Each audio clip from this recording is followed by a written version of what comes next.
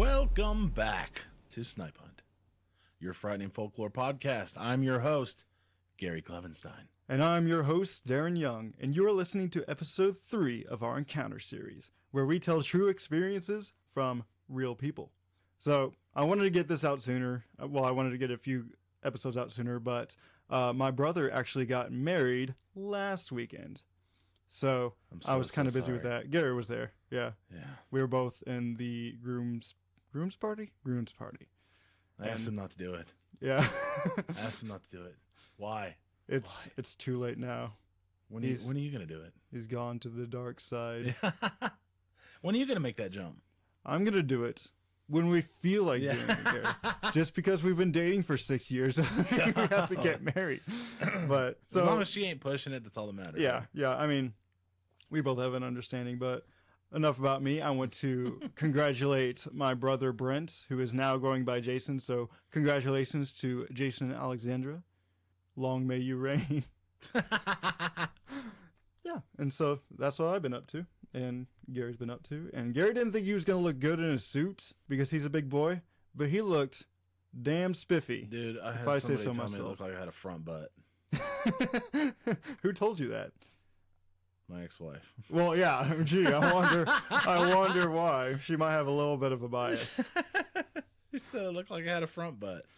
She goes, I know you don't have a front butt, but it looked like you had a front butt. Well, I mean, you did kind of have to like. It's because of the pants had the. Yeah, the pants had to ride a little high. Well, not only that, but it was literally the creases on the pants where they've been folded and stuff like that. Well, I thought you looked damn spiffy. Thank you. Don't let her drag you down, man. No. It's all right. I'm just waiting to see the photos. All right, well, let's jump right into it, Darren. I guess you're starting us off today, right? Yes, I am. This story is an experience my father had when he was a kid. I recently submitted this to Monsters Among Us, so I apologize if you already heard this story. But I have some new things to add after I tell it, so don't change that dial. Here's the story as I submitted it. The story is titled Aqua Dog. Oh. Yeah, I titled it myself. I still can't get over that, though, that you were on that. That was pretty cool. Well, I'm about to be on it again because they're having a Hometown Legends submission thing, so I'm submitting Tilly Willy Bridge, the White River Monster, and... Can we not do one together? Legend of Ghost Mountain. Gary, you're so selfish. Jeez. I know. I've already recorded it, so... Let's get to the story. When my dad was around 12 years old, he and a friend went to go fish Lake Flint Creek, which is also called Lake Swepco, due to the power company being located on its shores.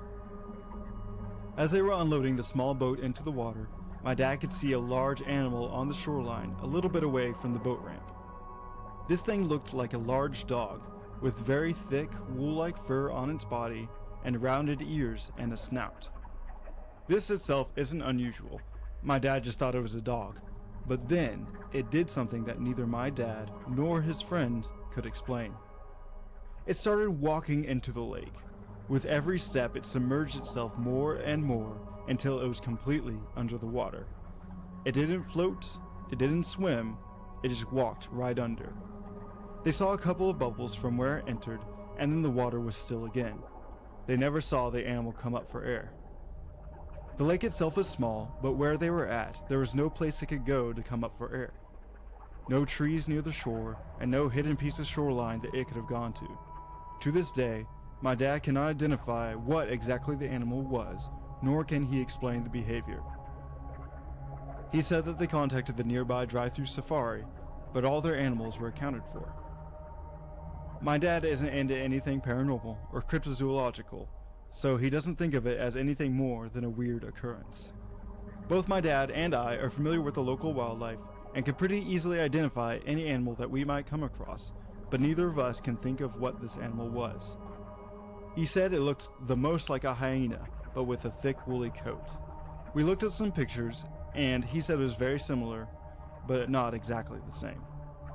Even if it was a hyena escaped from the nearby safari, why would it completely submerge itself without swimming or coming up for air? It's just strange. I agree. So, I never heard your thoughts on this story. So what do you think about this? You know, when I try to When I tried it, because the host of Monsters Among Us, he thought maybe it was a tortoise or a turtle. Yeah, of some he said sort. it was a snapping turtle covered in moss. That But moss. then again, this was his first time hearing the story. Right. Usually he listens to the stories beforehand, then comes up with something. Yeah, I so he's can't- just coming out with something on the fly. So Yeah, I can't unless it was just a really tall turtle. yeah. I don't know, man. Yeah, it's super weird because Yeah. as he explained, it's the description itself is definitely of a terrestrial animal. But do we have hyenas around here? Well, we have the Gentry Safari. That was the only. Oh, that's right. That was the only caveat in the story. But Right. but even then, it's just like that doesn't really explain the behavior Right. of going into the water.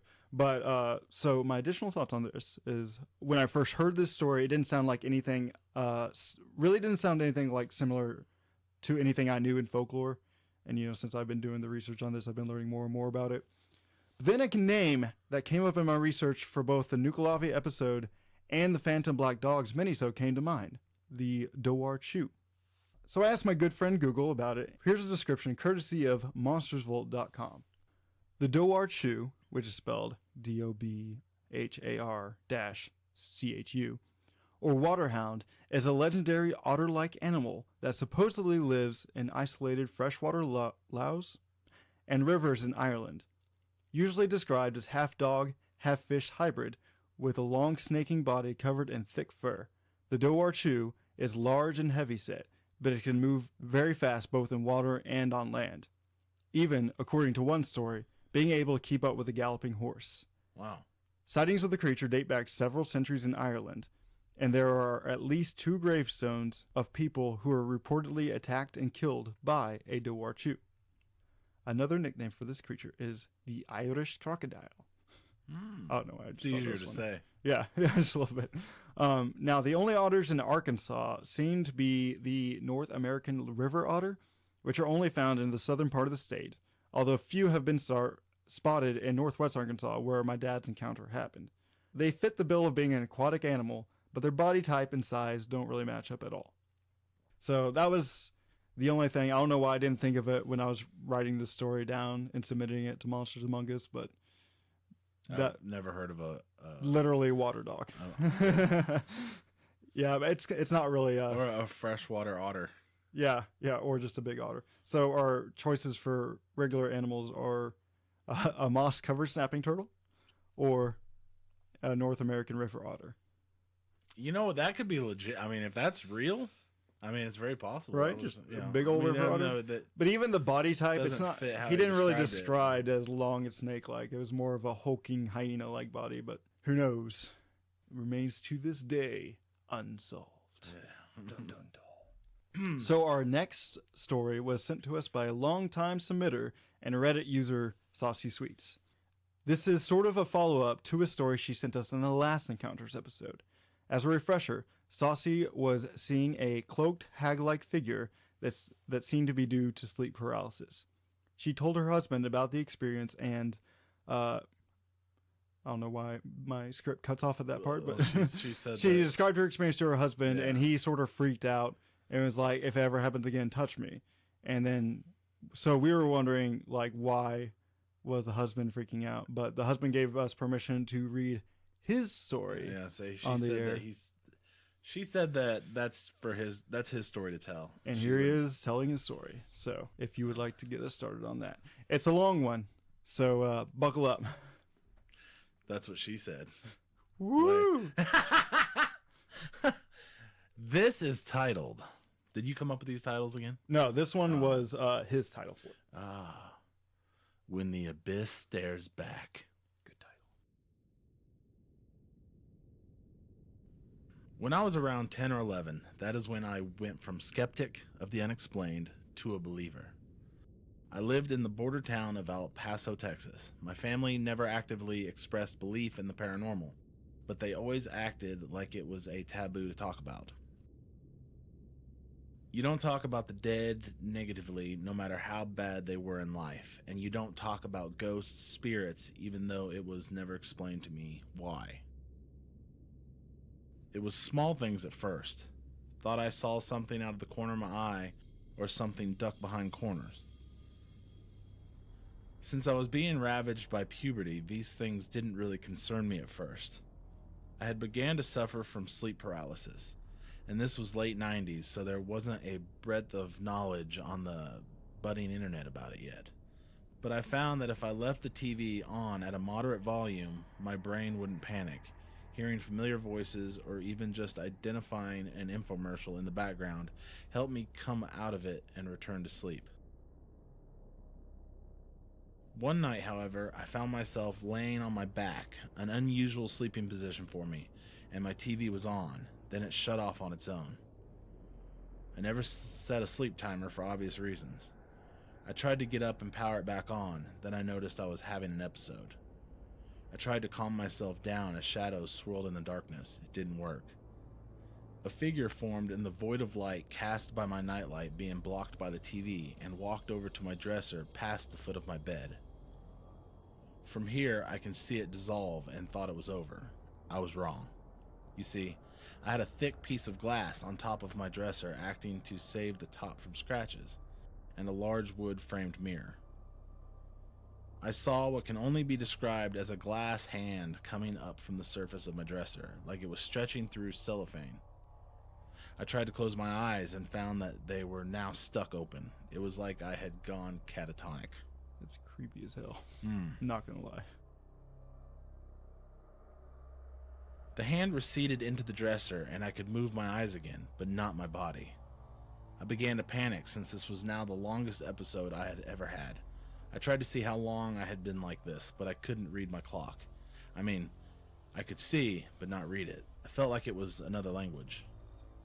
I felt like I was being watched from where the hand was, but when I looked, I saw nothing. Then I saw the mirror. A shape was forming, but not where it should have been in the room.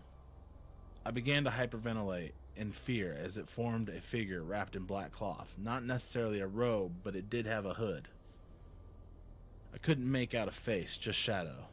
The hands still haunt me, inhumanly long and spindly, seemingly made of shadow, but I felt like I could see wrinkled skin, long, battered, and broken nails. It didn't look like it was doing anything but watching me, and I felt like I was in the catatonic state again. I remember crying for what must have been hours, until the first ray of morning light hit my eyes, and they shut. Thank God they shut. I saw the mirror when they shut open and it was gone. I wrote it off as a bad episode, but it had me shook up. For a few days, I draped my mirror with a sheet. My mom never asked why, so I didn't have to explain. I didn't look in a mirror for a week. Do you know how hard that is when you're in middle school? One in my room, bathroom, and living room. School bathrooms have a 10-foot long mirror in each, and some teachers even have them in their room. But I did it. I felt better, and didn't have an episode. What did you do? Go to the bathroom? No, he avoided all the mirrors. That's what he did. No. Okay. Sorry. Everything went back to normal for a while. Then the little glimpses start again. This time they startled me pretty bad. Mostly because instead of motion, I see black rags, or the hands. I start more actively trying to research what was happening. But again, 90s internet wasn't anywhere near as helpful as it is now. Yeah, like if kids these days had to do that crap, oh my God, they wouldn't even do it. They'd be like, screw it, I'm not. I would go crazy. Having to dial up and everything. I had another episode. This one was the figure emerging from the mirror after my TV powered off. It hovered at the foot of the bed, and even though I wasn't religious, and still not to this day, I began to pray. But it had no effect. I was again in the catatonic state. I couldn't move my eyes and felt like I couldn't breathe. It felt like my body was going through the motions, but I wasn't getting any air. My heart was pounding so hard in my ears I thought it was going to burst. Then it all faded to black.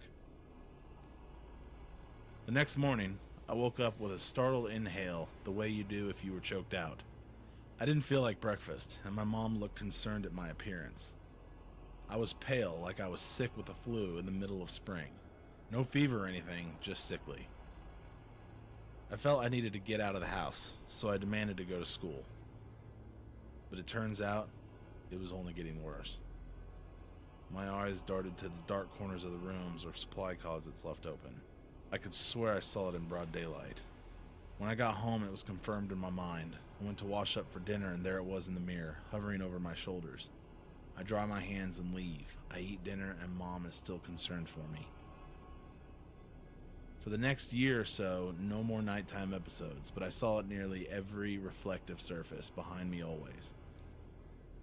I would see it darting around in my peripheral and in shadows if I didn't see it in a reflection. Then it escalated again. I felt it touching me. Pokes, prods, and pinches. It felt cold and clammy, and the nails were sharp and jagged. It never broke the skin, so my mother assumed the marks were me being a boy outside in the bushes or trees or falling off my bike. I felt like I couldn't tell my family for fear that they wouldn't believe me, and I wasn't sure if it was real or my brain flaking out on me. It was winter in my 8th grade year, so about 3 years after this started. My grades had gone from straight A's to where I knew I was going to have to go to summer school or repeat 8th grade, even though we still had a whole semester to fix it. They slipped pretty far. The activity got worse since my parents had moved me into a mother-in-law type quarters in the backyard. At this point, I knew it was always there, and I did my best not to have panic attacks all the time since I was far enough away from the house that if I yelled, nobody would hear me. I started feeling voices. You heard me. I felt them. It felt like a swirling whisper in my body and head, like I was on the verge of hearing something but couldn't. I'd had enough of it, and I was thinking about a permanent solution to the problem. I remember looking at my wrists and my knife collection and thinking how easy it would be. But my mom just had my baby sister. I didn't want her to think it was because of her that it happened. I wrote out like 500 different notes trying to word it perfectly. Then I had an inspiration from an unexpected source, a video game. I used them to escape the horrors I faced by being able to kill horrors with big weapons.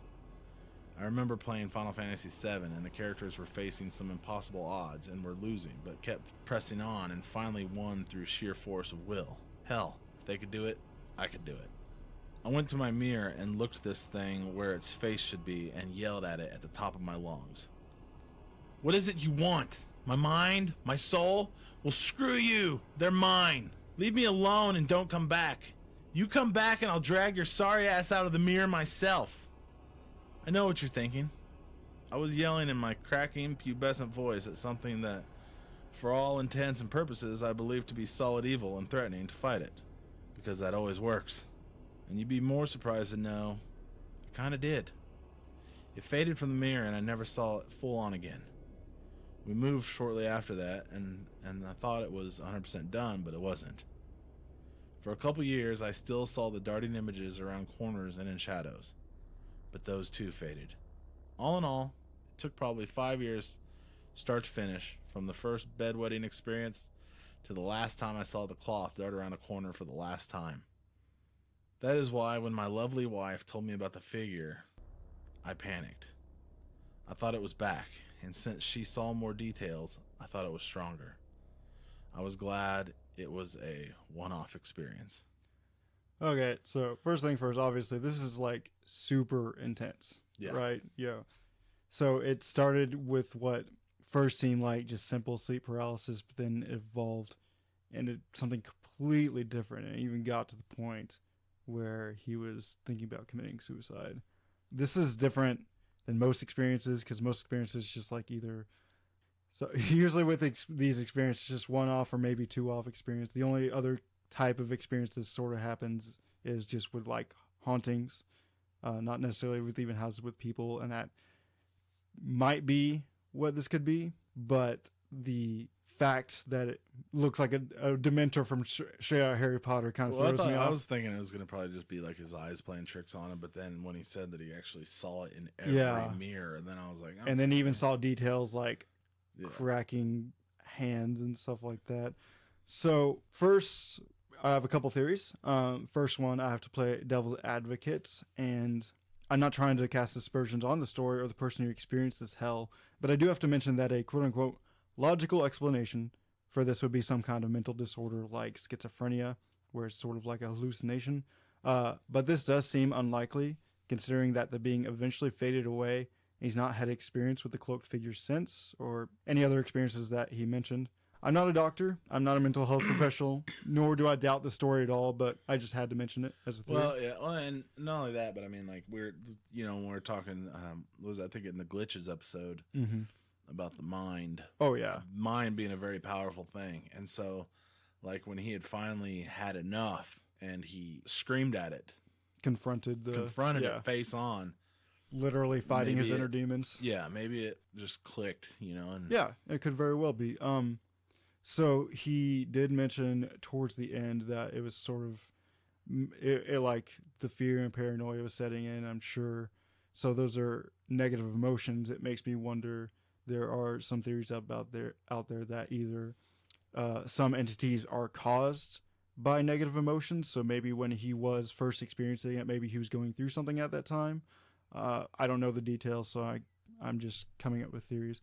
Or maybe that there was an entity that was attracted by negative emotions. Right. And I'm not saying like he's just walking around sad all the time. It might even be something like subconscious, like in the back of his mind, some sort of negative emotion to either create an entity to where it's almost like your own personal demon. And that could explain like why it looked so much like literally a Dementor from Harry Potter. Yeah. So I'm not saying he's crazy, but I'm saying maybe he did have this personal experience due to some negative emotions, and he was sort of personifying that in his own, combined with his sleep paralysis, it gave those negative emotions a shape. You know what I'm saying? Right. Something I'm coming up with essentially on the top of my head, but it could very well be the case, because as the saying goes, ghosts or entities don't haunt locations, they haunt people. Right. And that's very apparent in this particular story. So I am glad that he was finally able to get through that.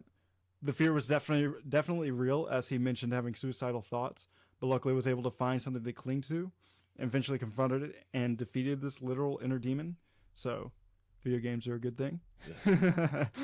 They are a good coping mechanism for a lot of people, especially a lot of young people. So if anything, this is a success story. If you have suicidal thoughts at any time, please do not act on them. Life is worth living, and you can overcome any difficult times or situations. This story, if anything, is proof of that. There is help available.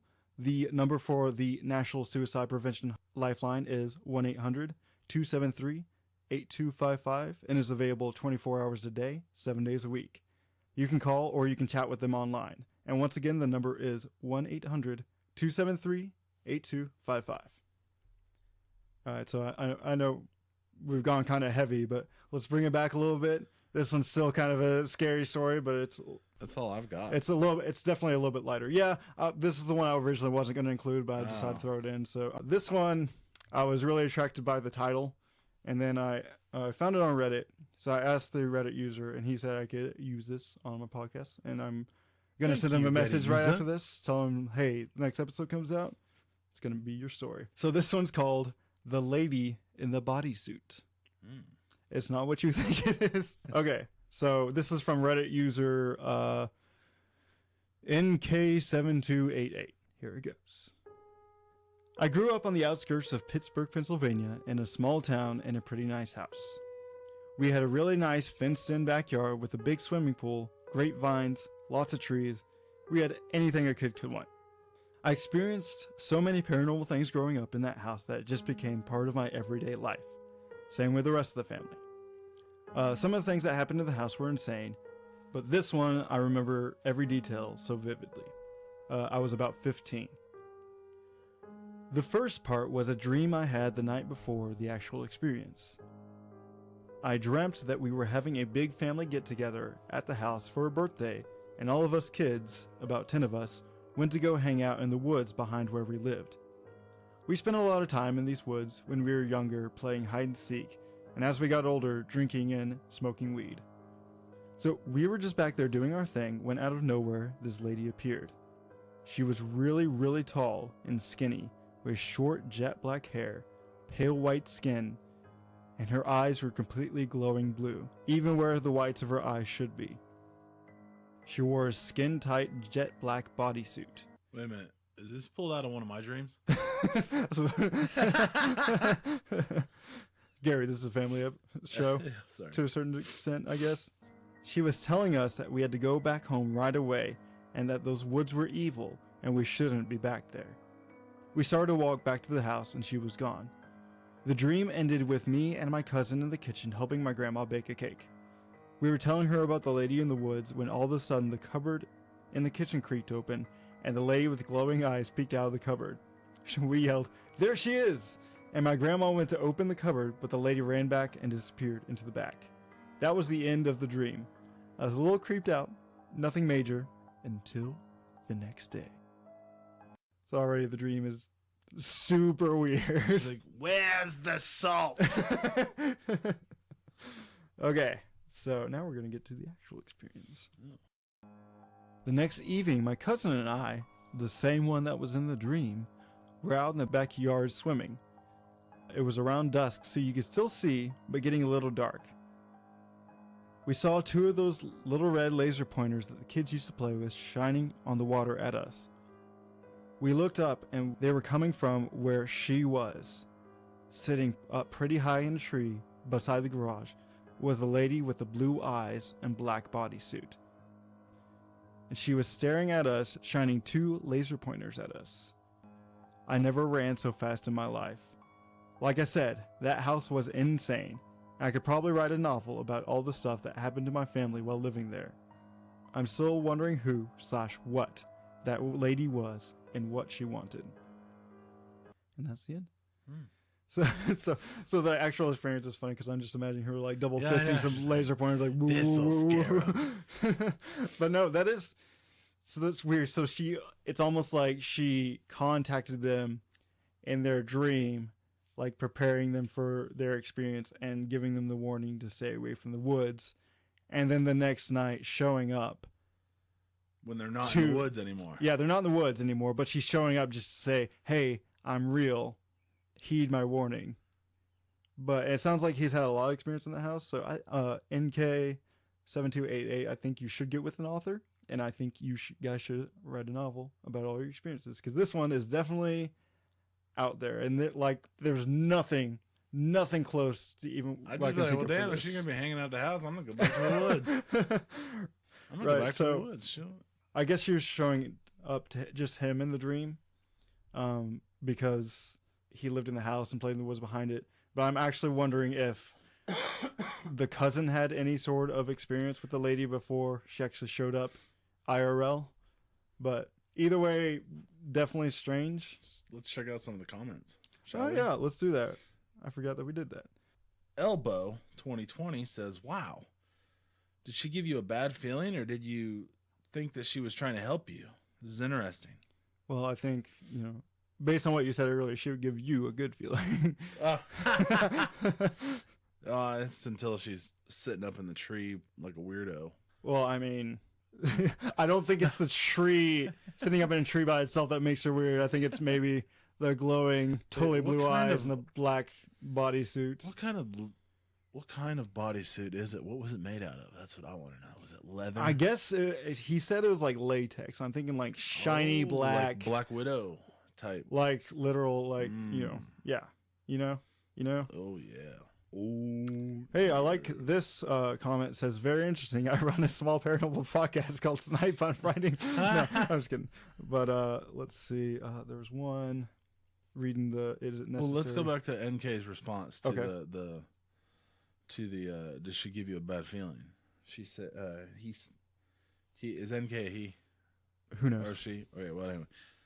I'm not sure what she was doing. I got a horrible feeling of dread when I saw her that night, but she never actually hurt me or anything. Just really freaked me out. All right. So I'm wondering if the horrible feeling of dread was just because of her, or maybe it was a feeling that she was causing on purpose, so he or she, the user, would heed the warning to stay away from the woods. So I don't know if it was a subconscious thing or she was, Right. whoa, negative feelings. There's another comment on there if you want to read that. Is it necessary? Says, what happened to trigger the thoughts of her? I apologize if that's personal or strange to ask. And the user responded, "It's okay. I had a weird experience the other night for the first time in a while. I was in bed in a small extra bedroom we have. There's like enough room for a queen size bed and a dresser. I woke up to 2 women standing at the end of my bed having a conversation, but I couldn't really make out what they were saying. Sounds like it's going into another one of my dreams. I'm like, oh, they were wearing tight latex bodysuits, and I was strapped down. I laid there, not moving for a couple of minutes, trying to hear what they were talking about, but it was muffled talking. After a couple minutes of kind of pretending like I was sleeping, I sat up and said out loud, "Hey, you know I can hear you, right?" As soon as I said that, they stopped talking and were gone. I did not feel threatened in any way by them, and I'm pretty sure I'm about right about who they were. So I really like this reply because it didn't address the question in any way, shape, or form. He was like, "No, it's okay. Here's another story that has nothing to do with it." But that is also super interesting. So thank you for providing us with a little bonus story, NK. I really appreciate it. They were like, it was like the 2 women were like, "Who the hell's this?" I thought we were alone. Did he see that one chick in the bodysuit? She's such a weirdo. Yeah. Just 2 gossiping old ladies. He did say he has had a lot of weird experiences in the house. So it sounds like there's a whole bunch of stuff going on. Maybe maybe the house is kind of like a thin place. I just thought it was funny when he's like, "Hey, you know I can hear you, right?" And they're like, "Ugh, rude." I thought we were alone. Right. And then they leave. Let's go over here. I think some people are eavesdropping. Yeah. Well, how rude of some people. Well, NK, we really appreciate the experience and the bonus experience you provided for us. Without anyone's stories, we can't really do these encounters episodes. So I appreciate everyone who submitted their stories / gave me permission to use the stories. And I would really like to thank myself for using my own. But yeah, so I think that'll wrap up I this. have no stories. Yeah, I don't really have a story either. I just have my dad's story, so. Yeah, that's still a story. I don't have anything. Maybe we're just not open to it. But yeah, do you have any closing thoughts before we wrap up this episode? No. Besides, weird stuff happens to regular people. Yeah. So thank you for listening to the podcast. Yes, thank you very much. If you'd like to support us, please go on iTunes or wherever you can leave a rating and leave a rating. Like and subscribe. Like and subscribe, as they say on the YouTubes. Well, just wherever. Well, I mean, you can subscribe on Apple Podcast. Don't leave. Just go on there and leave a 1-star rating like that one guy did, and not say anything about it. And if you're gonna leave a 1-star, just please tell us why you're leaving. Tell me 1-star. why. I never want to hear you say. It's gorgeous, man. But yeah, just leave a rating. Tell your friends about us. Those are really the 2 best ways to support the podcast because we're really trying to grow. We want more listeners. We want to keep doing this. We want to spread the joy around and all that good stuff. So we like to pleasure your ear holes. Well, I wouldn't say that. With my singing earlier, I don't think I did that, but. Well, yeah, Darren doesn't want to pleasure your ear holes. Yeah, Garrett I do. with his silky smooth voice. Yes. All right. Anyway, so let's wrap it up. Thank you for listening. If you have your own story you'd like to share, you can email us at snipehuntpodcast@gmail.com. Also message us on Facebook or DM us on Twitter, whatever you need to do. We also have a YouTube channel, so if that's your preferred way to listen, go check it out. Just look up Snipe Hunt Podcast on the YouTubes. Heck yeah. And then you can actually like and subscribe to that one. Yes. So with that, have a good day. I'm closing the door. Once again, we want to thank you for listening to Snipe Hunt. Your listening has been noted and will be reported to the proper authorities. All audio used was done so under the protection of fair use. Logo design is by Ethan Rothfuss. The music used for this episode was composed by Mayu and Nature World 1986. We'll continue to search for the unexplained and will hopefully see you on the next hunt.